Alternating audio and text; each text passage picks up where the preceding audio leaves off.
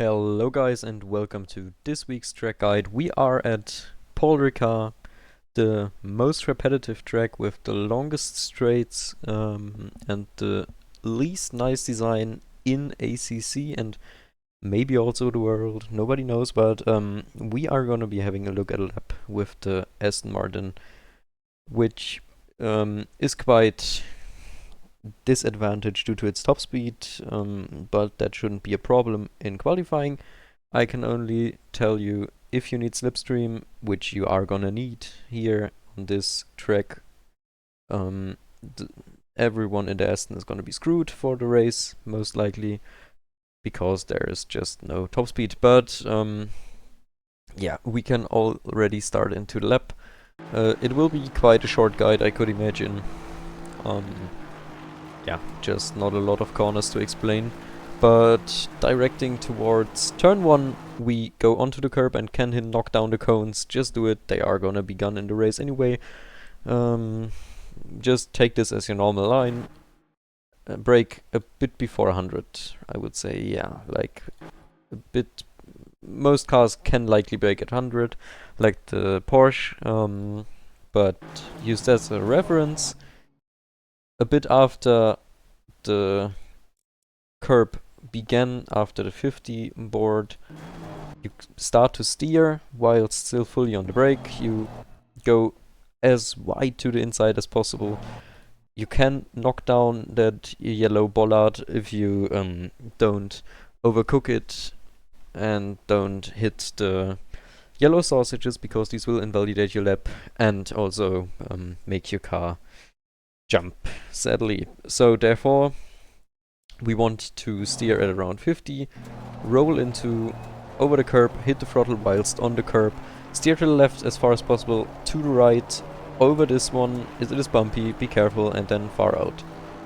Without hitting the yellow sausages again, because these invalidate your lap. Like, if you knock down these boards, you are finished, pretty much. So maybe avoid doing this. So we will watch the whole corner once again.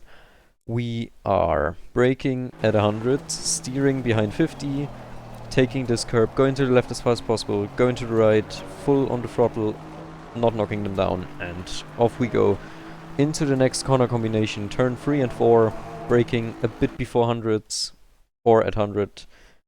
That also is dependent on what your exit was, but we brake here. Try to brake in a straight line, or at least in a line as straight as possible, given that the track is a little bent here. So we try to not use as much ABS, steer at the beginning of the curb, and then we want to go onto the inside curb, just like in turn 1, and slide over this one too. Yes, so it is quite interesting with making it invalid. You can invalidate it on the inside here, and you can invalidate it on the inside here if you go too far, or like if your right tires close in on that curb or touch it even. I think the lap is invalidated. So we are watching it once again. Brake at 100, steer into, don't knock the bollard down, go onto the left, throttle, try to get the momentum and then cut over it, hit the throttle, don't hit the sausages, and onto the right, full throttle here. We need to adapt the throttle slowly, but precisely, let's say so. We want to have the maximum power onto this straight, so we hit in a quite low gear the gas and send it. With some cars you may not want to cut too much over here, because the car will start to bounce. Likely the Ferrari is a candidate for this. But now we have a long straight where we can chill out, be overtaken in the Aston due to no top speed. You will see 280 is the end of the gears. So yeah, the Ford is still in 5th at that point, just for reference. Now we have likely the most dangerous corner of the track, because we are quite high speed and must keep it while steering and hitting the throttle again. So we, at the beginning of that patch in the curb, like the cut of the curb, let's see from the inside, at the beginning of the cut of the curb, You start to steer and fully brake. Smash down into 5th gear. Steer full throttle, not knocking down the board. The bollard is fine, but not the board. So that means we have this position pretty much. This, like, we want to be on the curb but not too far. We want to go in here, brake a bit before maybe the cut of the curb, steer, and then send it. Knock down the bollard, it's fine. Just don't hit the board on the inside. That was quite close here. Try to hit the throttle that you get the understeer and can use the full width of the track. You see that was quite optimized here.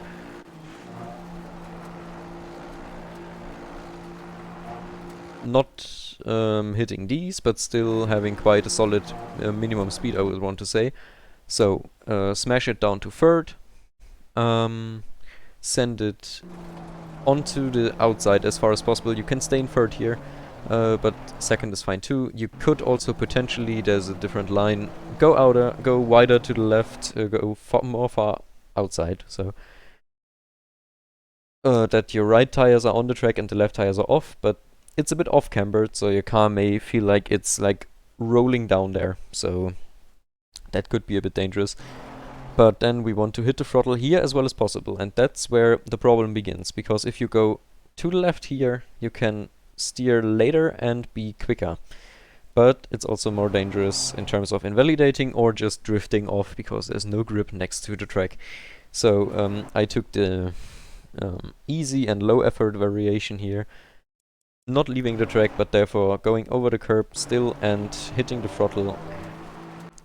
I must say, if your right tires hit the white, I think, or your left tires hit the white, I don't know, it's invalidated immediately, so that's really careful to be approached if you have your power settled quite well. Means if you are on the throttle here and try to gain the momentum and the speed, be careful that you don't over push it. Your left front tire is gonna be overheating after this corner anyway. Next corner, there is no real line. Some people go wide and then to the inside.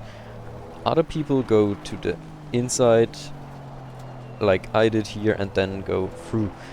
It is quite, yeah. It's not important what you do, because hitting the corner is kinda unlikely, but I also here took the low effort line. I braked in, went over the curb and applied throttle on the curb again, so that we can go out of the corner, approaching the last turn.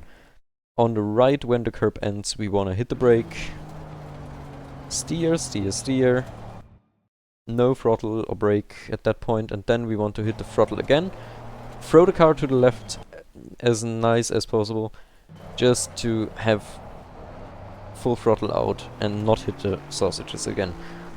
So we will watch that combination once again. We are approaching, we are steering, we are not touching the pedals too much, maybe the brake for rotation a little, go to the left, smash it to the right and jump on the throttle, and we make our way to the target of Paul Ricard. That's one lap. It was a 52.480.